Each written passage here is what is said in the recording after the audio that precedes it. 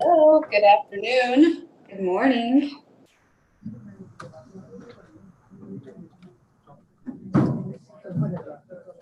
Good morning. I cannot see y'all. Where am I?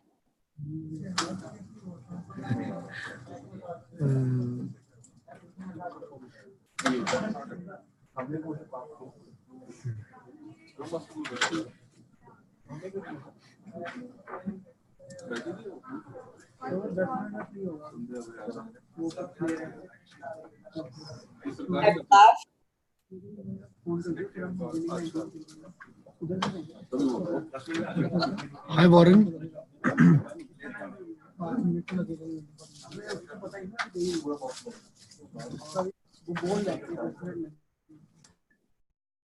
Are there other people who will be joining you, or is it just you? I checked with some of my team members. Some of them had, some of them left for the day because they came early after the festivities. Right. Some may join. Good morning, Caitlin and Selena. Good morning, Taylor. What's up? Hello, what time is it right now? Hey, good morning. Good morning. Hello, what time is it where you are right now? Where are you at? Which It's location? 6:30 p.m. Gurgaon, India. Caitlin, which office are you in? Caitlin, are you? It's hard to hear you. If you can come up to 8th floor with us. Okay, so she's in HQ.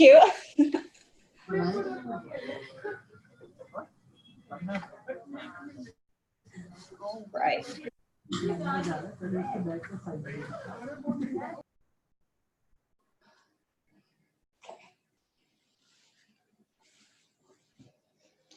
All right. So I knew it was probably going to be a small crowd this morning. Let's see.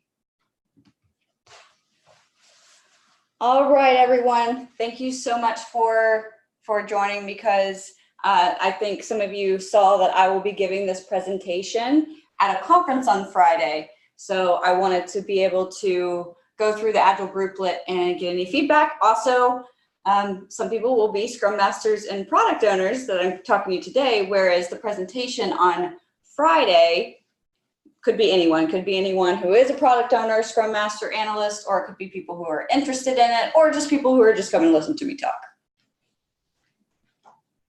So I will go ahead and get started, and there will be times where there'll be questions. And so just, if you do have a question, just raise your hand, but I will let you know there will be time throughout. All right, so I am going to go through this as if I'm giving the presentation on Friday. So first of all, thank you so much for joining me, specifically this morning for people that are in HQ, this evening, the people that are in India right now. I think this is very exciting because Friday will all be local in front of me. So thank you so much for joining. And actually, with that being said, if you don't mind, I'm going to take a quick selfie. Groupie, it's a groupie. It's not a selfie because multiple people, but with y'all in the background. Okay.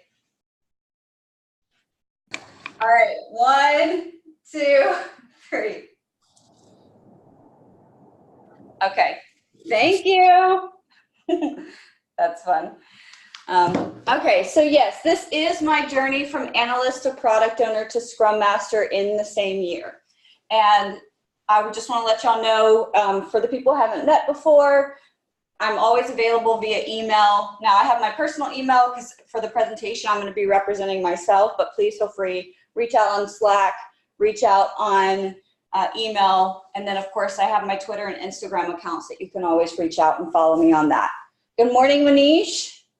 Thank you for joining us. Hi, good morning. Is it morning or evening where you are? It's evening. Okay, well, thank you so much for joining me this evening. I know people are leaving early and you've had Diwali celebrations, so thank y'all for joining us. Especially when I know you could be anywhere else. Thank you for spending your time.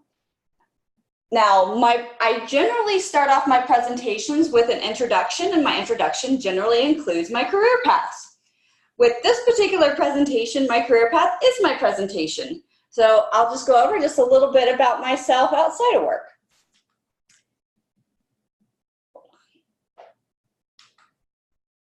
Okay.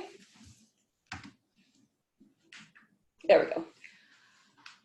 All right, so I'm originally from Georgia, but I did live in Dallas, Texas for 5 years, from 2012 to 2017. And I live in the Virginia, DC area where I work in the HQ office with my husband, John, and my stepdaughter, Evie, who will actually be turning 5 on Sunday. We have 2 cats. Avery is the white one who's falling asleep, and Fiona is the black one who is giving me the evil death stare. I graduated from Kennesaw State University with a master's in conflict management and my bachelor's in business administration with a focus on international business with emphasis in marketing and Spanish.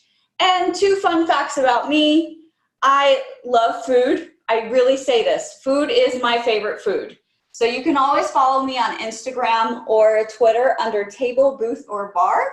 And I'm one of those people that posts food. I post pictures of restaurants that has a cool vibe. I give shout outs to waiters and waitresses because a lot of people only talk about the bad things. So I like to tell when somebody has done a great job. And then I'm also in my 4th year of a 4-year certificate in advanced biblical studies, doing it for personal enrichment. Now, before I go on to talk about my actual career path, there is a disclaimer. I understand these roles, specifically analyst, mean something different to different people and are used to define a variety of job responsibilities. The following information is my experience and not necessarily industry standard, nor the opinions of the companies that I work for. Now, with that being said, no further ado, let's go down the memory lane of Katrina and my agile career path. March 2016, I was hired as an engagement analyst for an agile consultancy company. Now, this role was new to the company, so it was developing. I knew that when I got hired. So for the first year, I served as an engagement analyst as well as the executive assistant to the COO. And then after the first year, I transitioned to a 100% fully dedicated engagement analyst. I also worked on a team with 3 other engagement analysts, but we all represented different clients.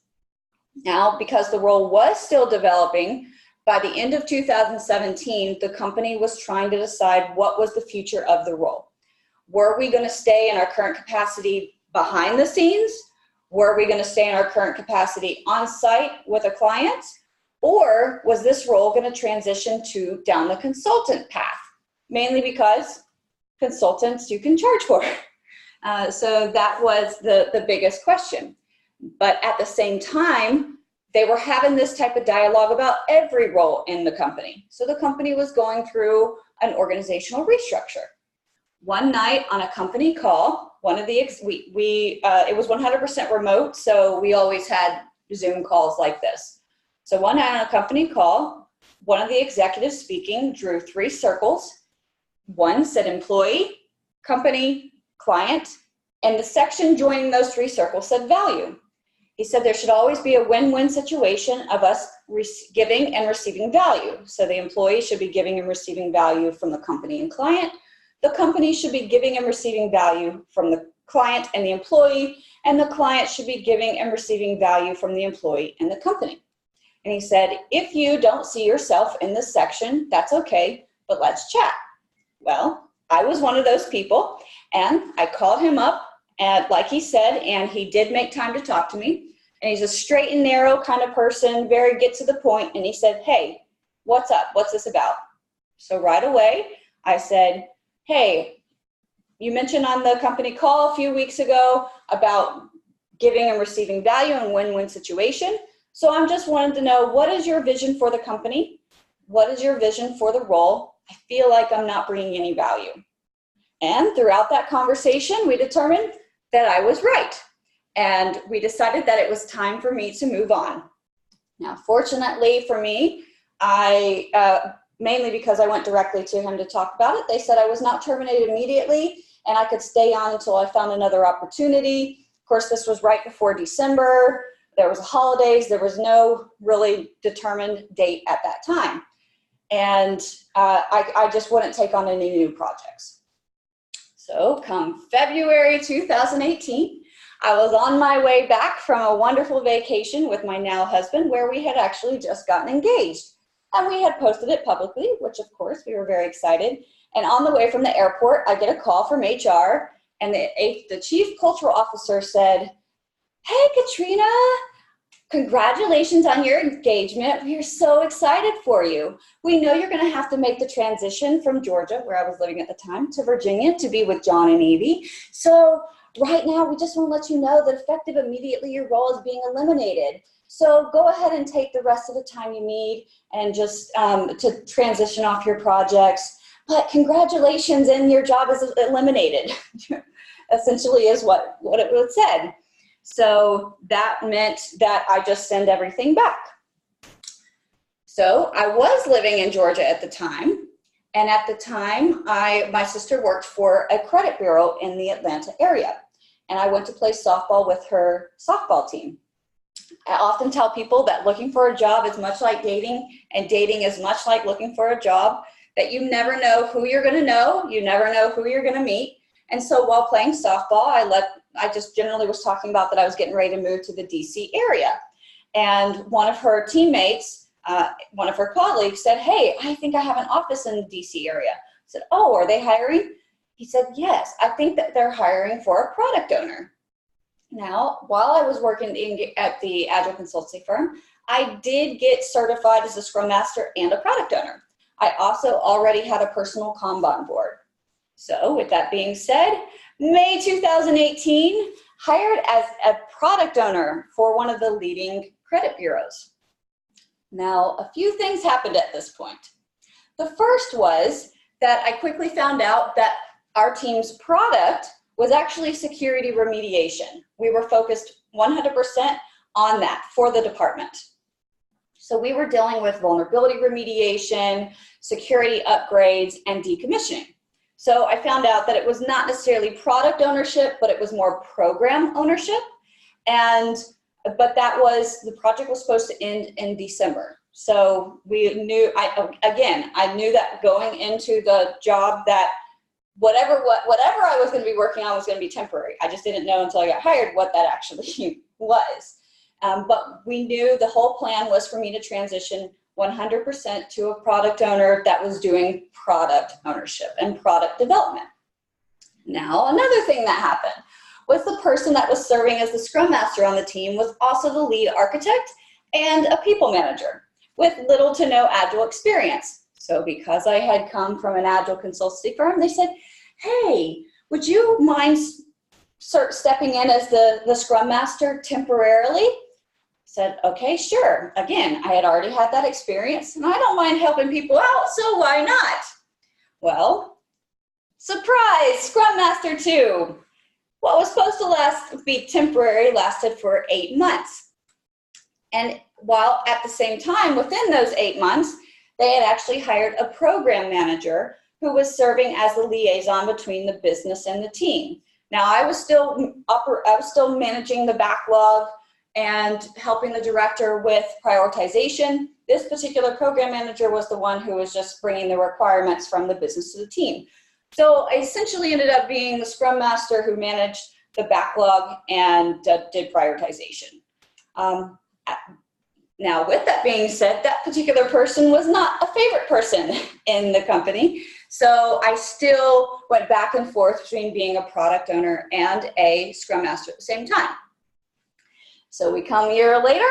By the end of 2018, the company was trying to envision where all the roles were going to go. They were going through a mass workforce reduction, and they were actually trying to figure out every role in the company, what was the new organizational structure. Well, when they did the grand release of the organizational structure to the company, and product owners and scrum masters were not in it because they forgot about us.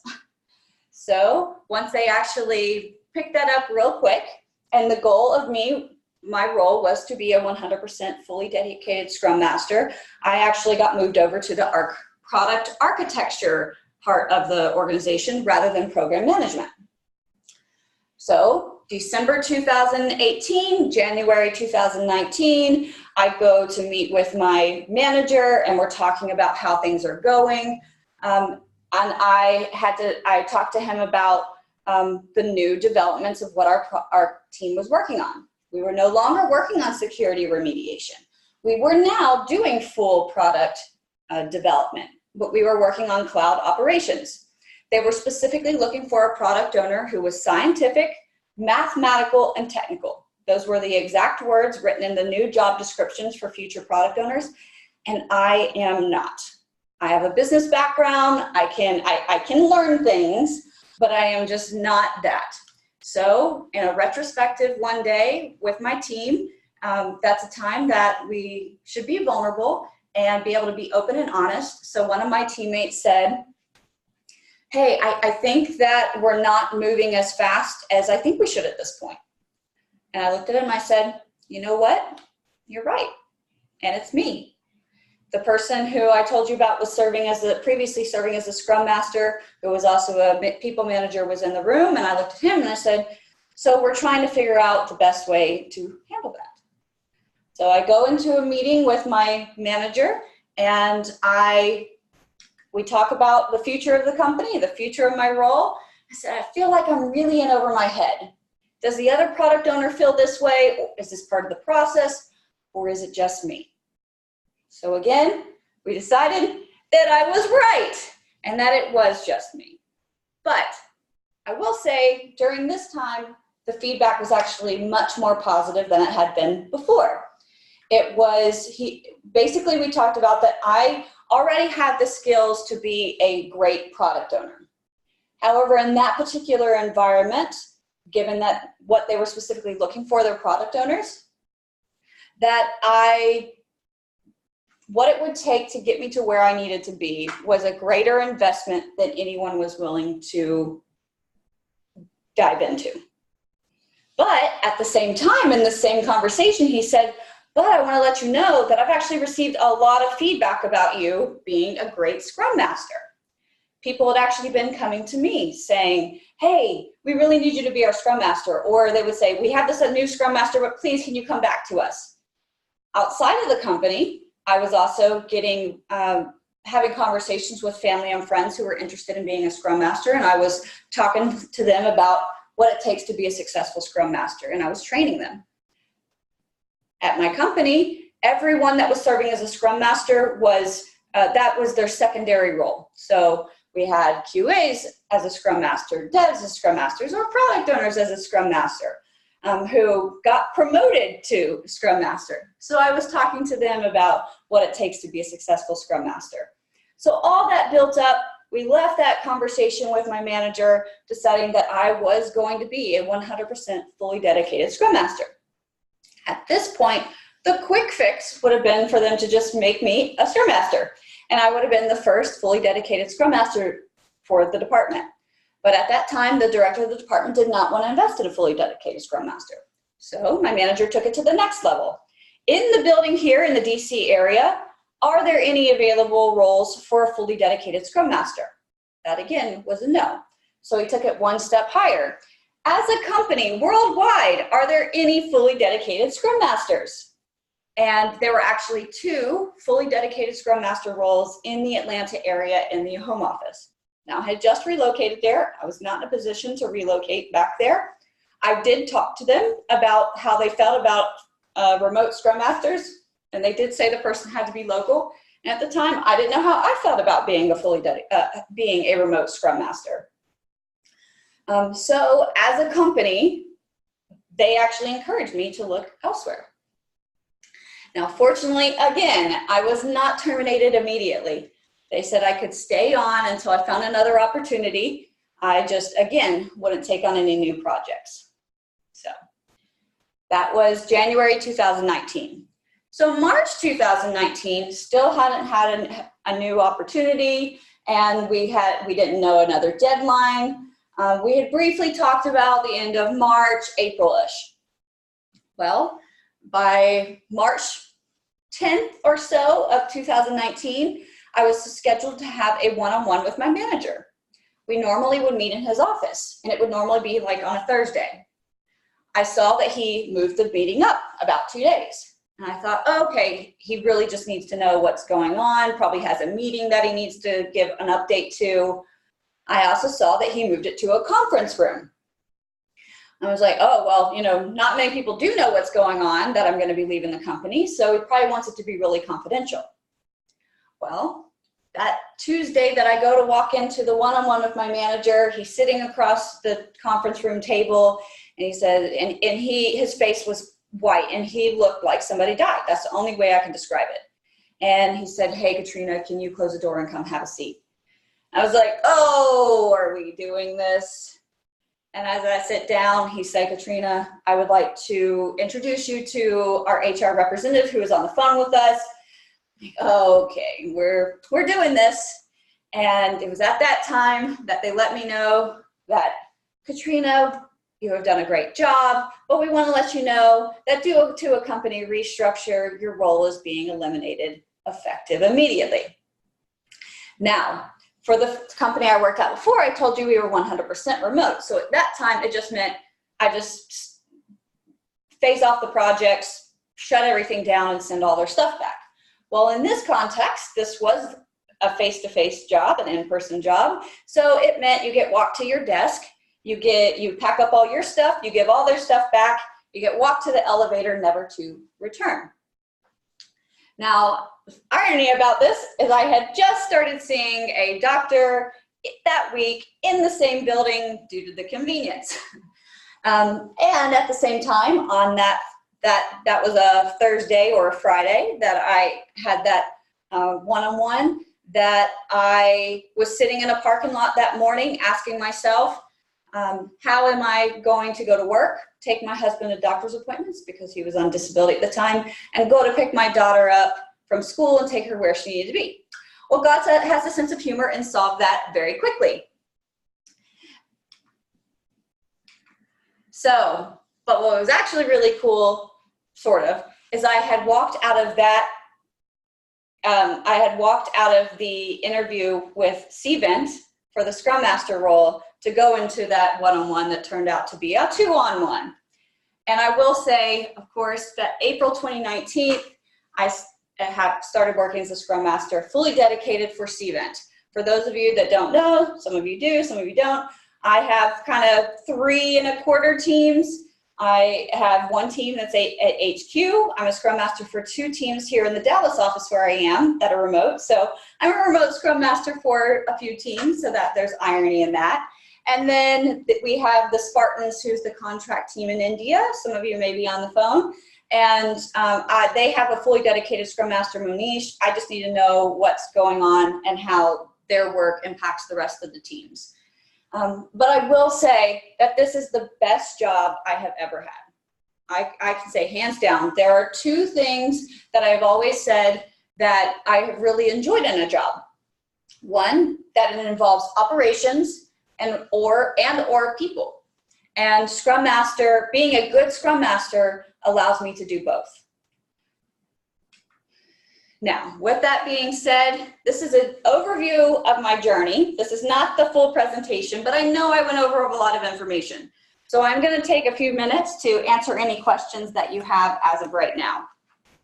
Does anybody have any questions about the journey thus far? Okay, no worries. We definitely will have time at the end, and feel free to reach out to me on Slack or email if you do have any questions. So at this time, I did learn a lot of things about the analyst role, product owner, and Scrum Master role of things that I liked, things that I didn't like, what I loved, and why I decided to move on. So I do want to go through each of these roles and talk to you a little bit more about my experience with each. And then also if you are considering a transition from what your current role to one of these roles, it might give you a good idea if it's something that you might find yourself a good fit for. So life as an analyst.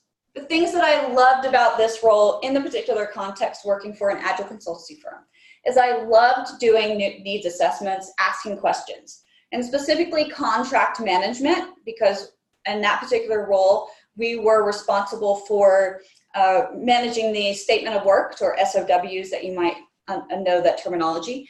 And we were responsible for knowing the contract like the back of our hands and being able to know when something got missed, or if it got missed, be able to say why it got missed, or if somebody didn't do something, for example, a training class, be able to explain why that happened. And I love doing that. And I love telling people when they miss something. And it's something I had done in previous roles. And one of the primary feedback I have always gotten about most jobs is that I'm very rigid and not flexible. The thing I love about Agile is because I am probably the least Agile person, it helps me actually be a better person. So contract management and being an analyst was a role that I could use those skills for the best. I love tracking progress, proofreading, and of course, logistics and being a liaison and working on a team. Now, the reasons why I decided to leave were similar. First of all, the role was still being defined on a consistent basis, and I just don't work well under a lot of uncertainty for a long period of time. I was assigned to multiple clients, but not permanently. And I was thinking at that time that I would really like to get to know a client. I like building relationships. I always say I'm better at maintaining relationships than building relationships, should I say. And so that's why working with one client to know the ins and outs was something that I knew I wanted to do. I also did not want to be a consultant. And that's the way that the role ended up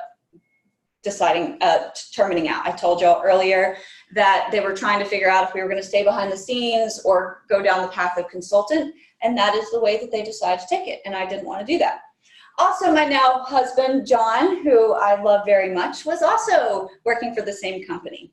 It was a startup company, and they had not had that environment before, and honestly, it just created a little bit more chaos than anybody really needed, so it was a natural transition for me to move away.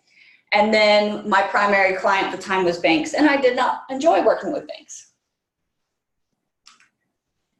So one thing I will say, most people might tell you for each of these roles, qualities that might make you a good analyst, scrum master, or product owner, but I'll tell you about things you might hear a good analyst say. And I'm going to say good because anybody can be an analyst, a product owner, and a scrum master, but these are things that I think might make you a good analyst, product owner, or scrum master.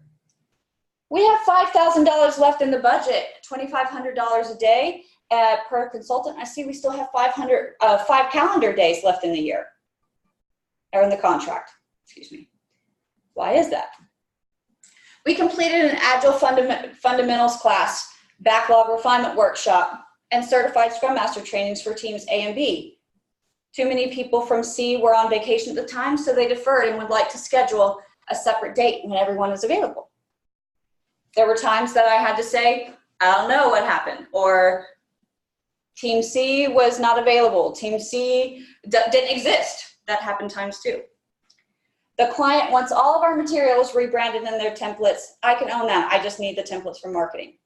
Or my favorite from this role was, I'm editing the workshop final report and notice there is bitching in the text referring to people corresponding. Is that industry standard? I'll tell you a little bit of story about that one actually. As I said, our role as an engagement analyst was to proofread and make sure things didn't get dropped. I had just finished a client workshop with the COO and 2 consultants at the time. And my role as an engagement analyst was to take notes and then compile a summary of the workshop along with their Agile academic background and their recommendations for the company going forward. So for whatever reason, this document ended up being about 60 to 80 pages long.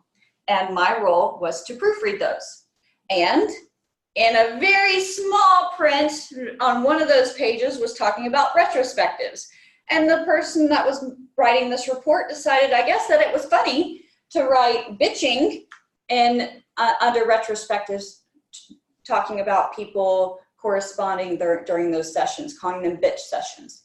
But because I was new to Agile at the time, I wanted to make it very clear that that was not terminology that was used, or make it clear that it was. So I reached out to one of the consultants, who is actually now my husband, saying, hey, is this industry standard? And of course he said, absolutely not. But that's why I tell everybody to read everything you sign and proofread everything you do. And if you are working on a team, definitely follow up and make sure that there are no errors. So life as a product owner. The things I loved. I loved learning and teaching the vision, managing and prioritize the backlog, and mapping backlog items to the vision and mission. Those are things I actually love in general. Even as a Scrum Master, those are things I talk to our teams about in my personal life. I'm always trying to say, what are we trying to accomplish? How does my actions meet where I'm trying to go? In that particular context, I actually loved working with security remediation. It's something that came very natural to me. I see some people raising their eyebrows or shaking their head, but it's something that I really did love. I understood it innately, even though I couldn't tell you all the different types of the vulnerabilities. I found it very fascinating. I've always loved puzzles, and so for me, security remediation was solving a problem, was solving a puzzle. But also I understood that when there's a security issue involved, that people can get hurt and people's lives are at stake. Because I actually had previously worked for banks, security was always a big issue. And when we talk about security technically, there are still a lot of trouble there. Now, why I decided to leave that role? The role required technical expertise that I did not have. It was dealing with cloud operations. To this day, I cannot tell you what cloud operations is. You could probably sit with me and give me a training about cloud operations. I just don't get it. And honestly, as a product owner, after working as a product owner for that company for 10 months, I can't even tell you what our product was. Now, could be me, could be the issue of a product, but obviously, if I'm a product owner and I can't tell you what the product is, I'm probably gonna have a few problems. I was working in 2 roles, and as I said, in that department, they required everyone that was serving as a Scrum Master to be in 2 roles. And like I said, I still can't tell you what the product was. Now, things that you might hear a good product owner say. First of all, I know the backlog like the back of my hand. Every good product owner should know where the work is being stored. They should also be able to tell you what the team is working on and how it gets prioritized. Or a good product owner might say, I love working directly with customers, doing a needs assessment and following the product from idea to release. One of my colleagues, that was what he said he loved about being a product owner. He loved building cool stuff. Now, the other part of that is it is cool to build cool stuff, but we have to remember we have a client and employer paying us to build what they want us to build. I worked in the last department I worked in was a software development department as well. And there was a lot of really smart people. And my current teams, of course, have a lot of really smart people. But they have a habit of just building what they wanted, some things that they thought people would need. And that's really good, but we have to still remember that somebody is paying us to be here. One of the things that you might hear a good product owner say regarding the customer is, why are the lower rates in red and the higher rates in green? That will be confusing to the customer. Or we just had in a meeting here at Cvent where somebody said, we work with business transient, right? And we were talking about someone making a hotel reservation, but there are certain dates that they cannot make that. That generally is called blackout dates. Well, so we had it listed as an exception. And someone on the product team said, what does exception mean? If that's referring to dates that we can't use, that's usually called blackout date, and that can be confusing. But my favorite and the most important thing I think a good product owner might say is no. no, we cannot do that. Or, and Selena's on the call, that we go back and forth between this saying yes, but versus yes, and I kind of somewhat coined the term yes, with. Yes, we can do that with these resources. Yes, we can do this with this equipment. Yes, we can do this with more team members.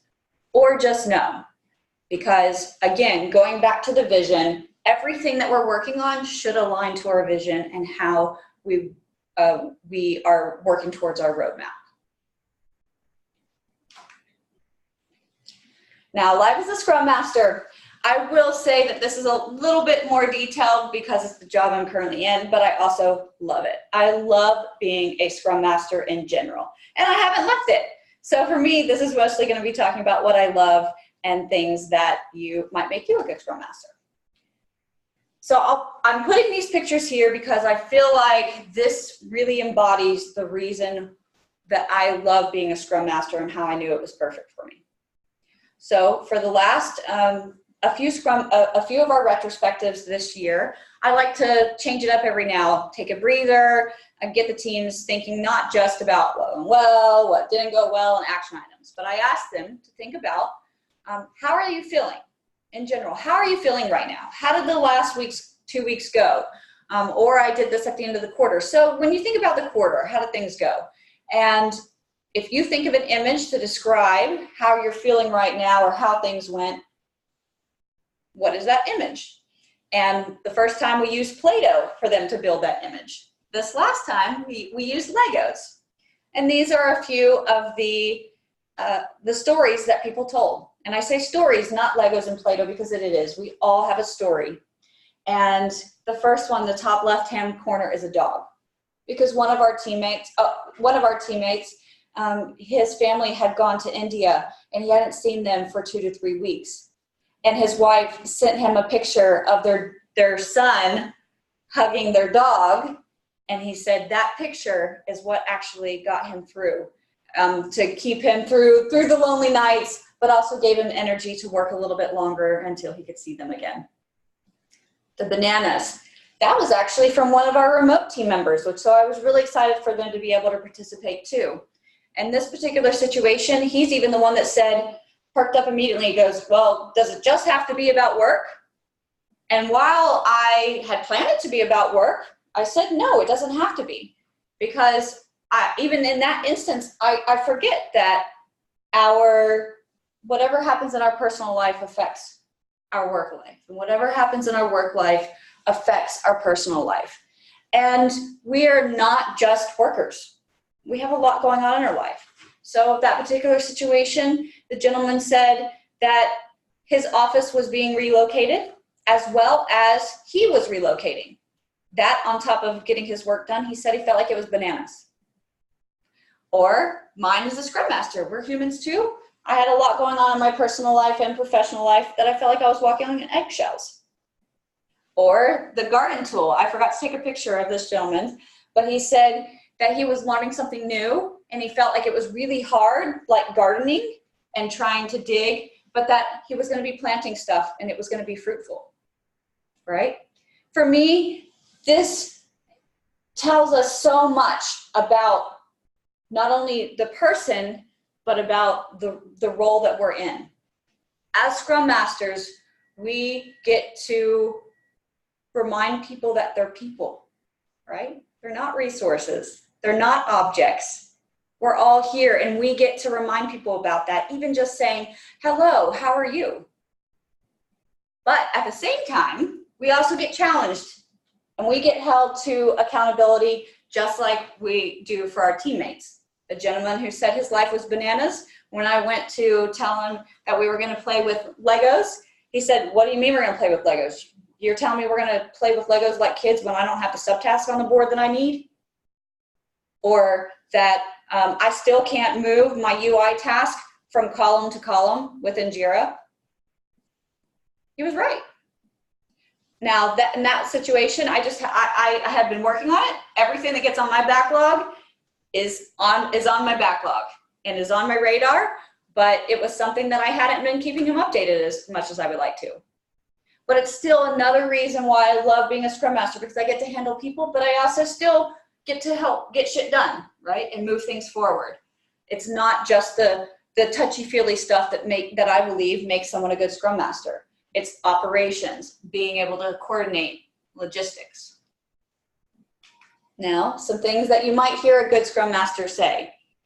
First of all, what does the team think? Or, if you mean people, say people, not resources. Or, we are always asking questions and making sure that we're filling in the gaps. So it seems we have been waiting on the client credentials for a few sprints now. Who is the point of contact? And would you like me to reach out to them? Sometimes it involves not just always the touchy-feely stuff, but also addressing the team troublemaker. So in my one-on-ones with the team members, everyone called out Angela as a problem. I have also observed this person yelling, coming in late, using passive-aggressive behavior towards team members. When this person is not there, the team members comment on how things go smoother and without problems. Now, in this particular situation, I reached out to the director and reached out to the leadership in the department to say, hey, who is this person's manager? Do you want the person's manager to speak to this person, or do you want me to? That's because as a Scrum Master, we're there to remove blockers and impediments that hurt the team. And sometimes, while I don't like it, sometimes that is a person.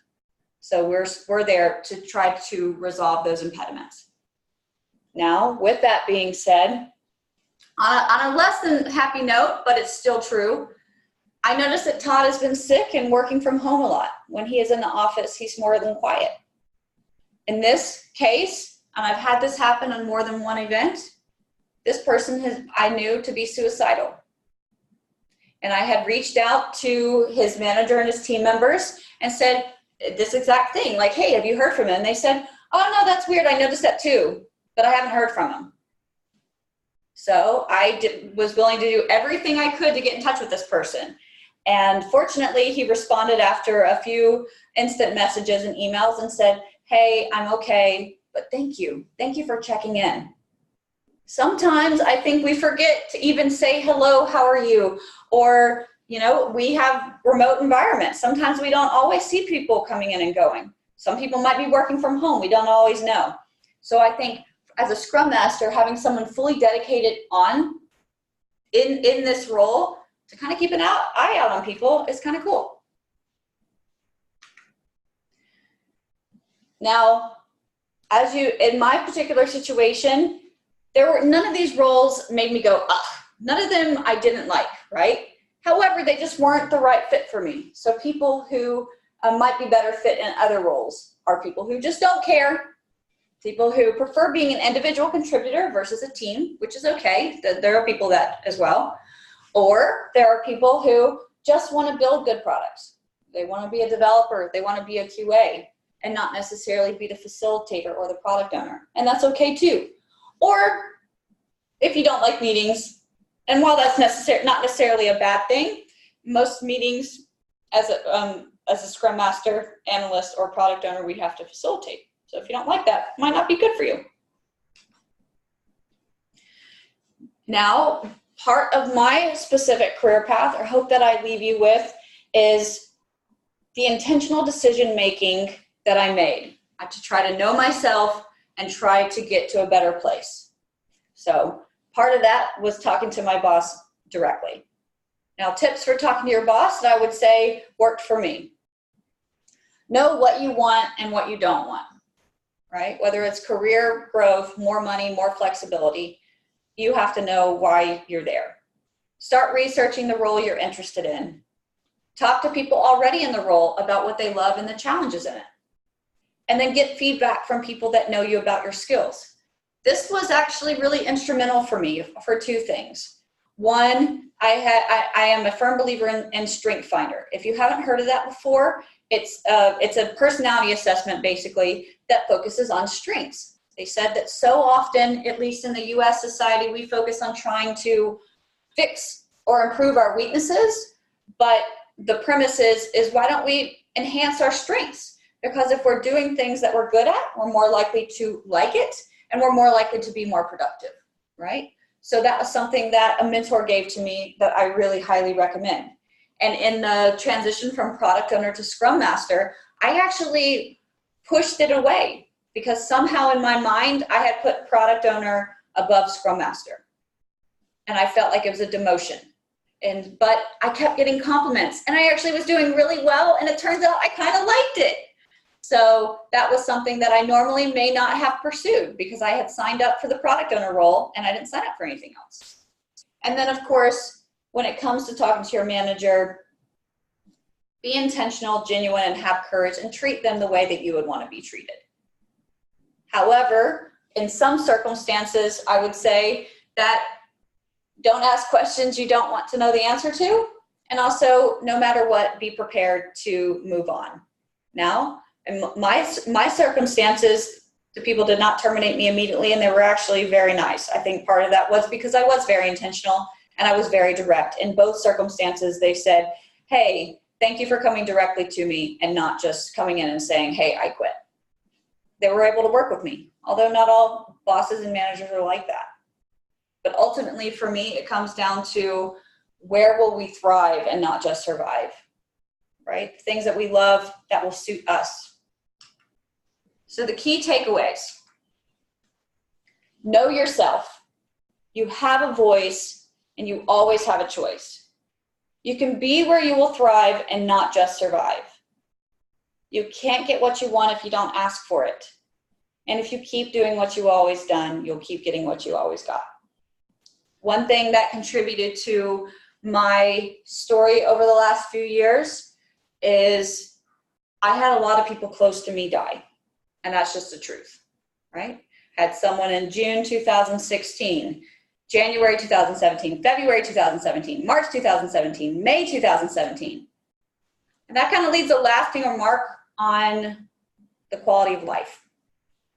All of these people did not die from old age. They all died suddenly or from an illness, but something that lasted, did not last very long, I'll say that. And so that's kind of shaped my worldview on how I make decisions to making sure that I am living the best life I can live, because life is short and your day tomorrow is not guaranteed. I don't want that to depress you, but I want that to know that you can be somewhere that you will love. You can be in a role that you will thrive and not just survive. So I do have a treat for you. So don't go away right now. But I do want to take this time to answer questions for the next few minutes. Or we'll give about 5 minutes if you have any questions. Any questions at this point? Okay. So with that being said, can I sing a song for you? Sure, please. Okay. So bear with me. Okay. This is only the second time I've done this outside of my house. Okay. So if you have heard of the theme song from Charlie and the Chocolate Factory, raise your hand. No? Manish, have you heard of that? No. Okay.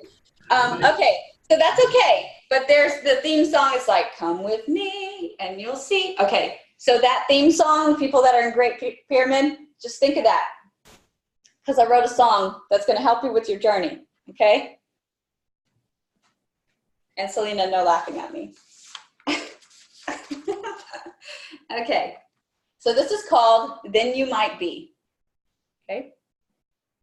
If you think you like to ride, and you think you might be behind the scenes and in the shadows, then come along with me.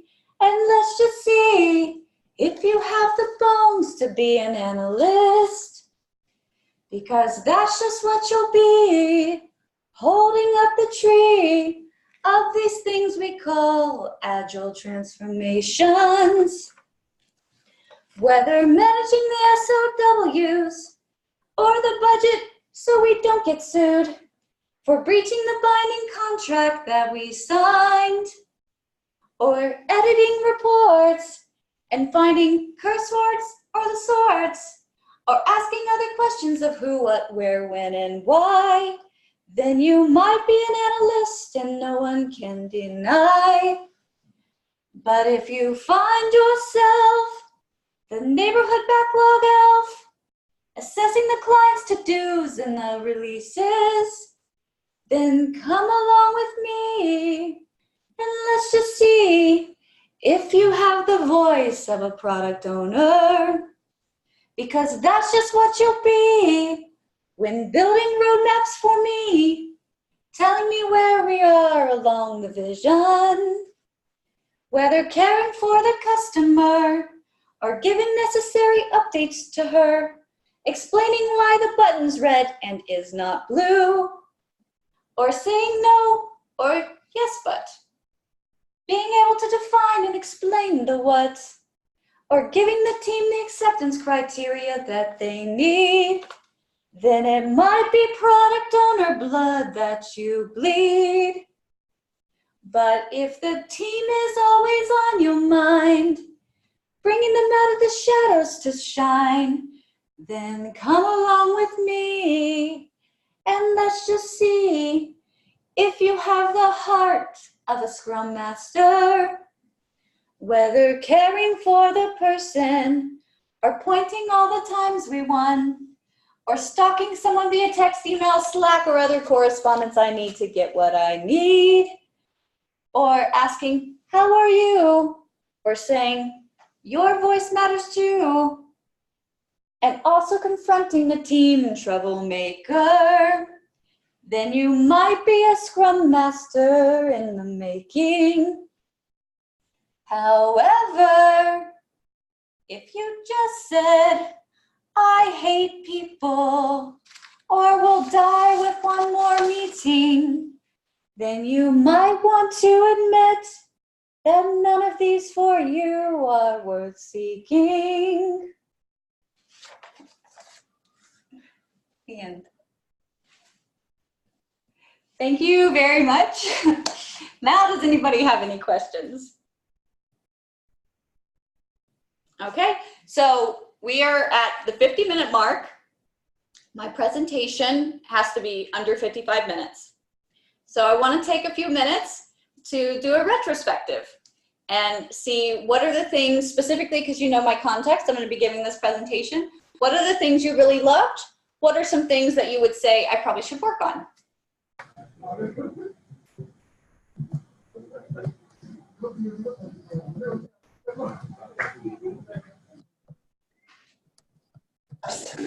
What really resonated with me is just how much you emphasize the importance of acknowledging that we're all working with people, like regardless of their title, their role, their seniority. It's so important to just remember to be humble and be open with everyone and not be intimidated by their background. I think that was just really, really, really important. And I also really loved, and what resonated with me is encouraging people to find their passion and the optimistic perspective of if you search and you ask the right questions and you open up to your manager and everyone on what you're interested in and what you care about, you really can find what you love. And I think that's so important for people to hear, because everyone can find the right thing for them as long as they're open-minded about it. And I just thought it was so refreshing to hear that. And you don't hear those things often, so it was really good that you said them. Thank you.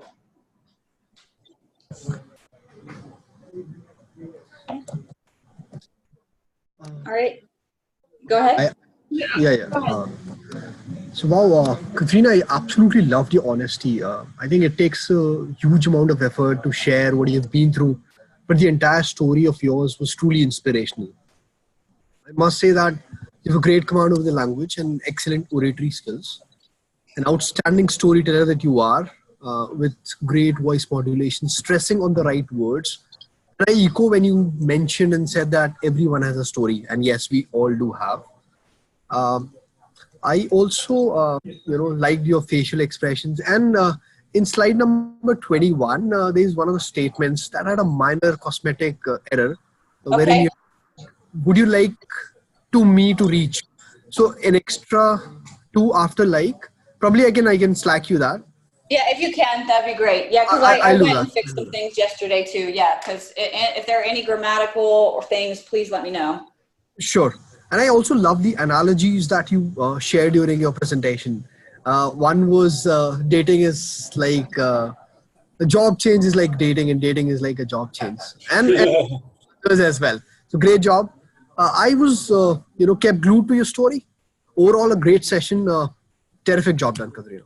Thank you so much. Thank you.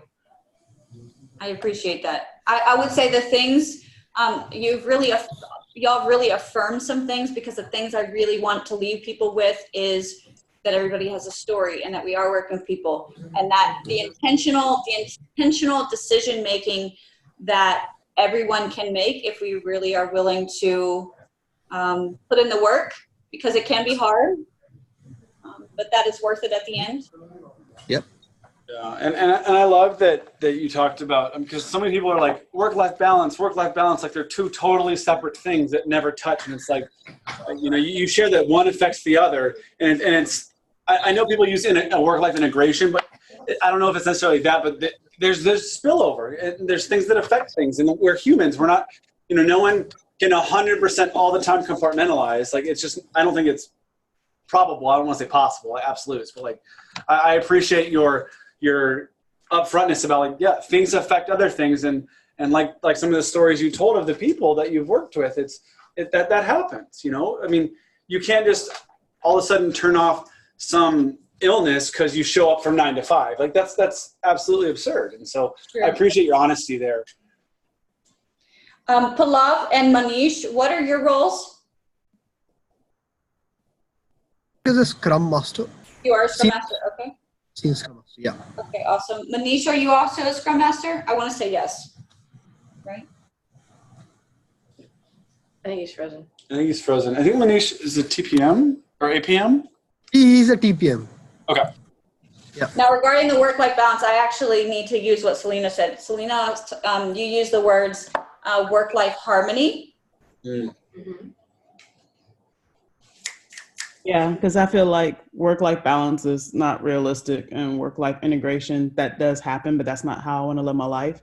Mm-hmm. Work-life harmony resonated with me because there are going to be ups and downs. There are going to be times you're going to have to work more than what you prefer, but that may happen. But there's also times when your normal life cuts into work. And it's just finding what that harmony balance looks like for you, what harmony looks like for you. So, I don't mind working late every now and again, but if I had to work late all the time, then I'm out of harmony with myself and what my life is. So I like the work-life harmony. Because you have ups and downs, and it's not always just equal. Because balance made me always feel like it had to be equal, like work 9 to 5, and then from home, like 5 to midnight. And it's like, it's not like that. Life is not like that. It's not that clear cut. So, and integration makes me feel like that you have to constantly be integrating work with your personal life. So if I'm at my friend's kid's soccer game, I'm actually on the phone checking Slack and stuff like that. I'm like, no, there may be some overlap as far as, sometimes you have to do things like that. But for the most part, it's just figuring out, the ebbs and flows and how it actually looks for you. Like, what does it look like for you and your family and your situation? I was gonna say, I like that because everyone has their own different harmony depending on what season they're in. Oh, that's actually really good. I like that. Yeah. So I'm trying to mainstream that. So. Yeah. That's true. And I think that, Selena, when you said that to me, that really resonated with me because like you just said, I felt like work-life integration meant that I had to be checking my phone while I'm at dinner. And I also feel like when we say work-life integration is what you said. Work-life balance, work-life integration. I think it's moving in the right direction, but work-life balance made me feel like something had to always be superior to the other one. And the reason why I like harmony is because I like to work, right? I don't want to work all the time, but I like to work, but I prefer being in a job that I love, right? If I'm doing what I love, then it's not necessarily just work. I'm getting paid to do something I enjoy. I mean, we spend the majority of our time, our days here at work, or not necessarily here, but doing work. And it should be something that that bring us joy. If you ever watch the Kondo method, Maria Kondo method, that my husband and I have both really taken that to heart. I'm saying, what are the things in our life that bring us joy? If it doesn't bring us joy, why are we doing it? Now, there are going to be some things I understand that's part of our work that we don't enjoy. But for the most part, if our actual job is what's causing us distress, then that should be something we should look into. And I will say, even like I said, with product owner and analyst, I liked the roles. I did. There were nothing about them that I really hated. It's just being a Scrum Master, I have found at this point somewhat peace about it that I have not found in previous roles. And I know the Agile industry is changing, and Scrum Master might not always be called Scrum Master, but what this role does, fulfilling, having someone on the team to do operations and be somewhat a first step to HR is kind of nice. But anyways, I know we're at time. Thank you so much, Pallav and Manish, for joining via international. So thank you. Caitlin, Taylor, Melissa, Sandy, Selena. I appreciate it. Good job, Katrina. Thank Thank you. you. Thank you. Thank you very much. Bye-bye. Thank you, Katrina. Have a wonderful day. Same to you. Good evening. Thank you.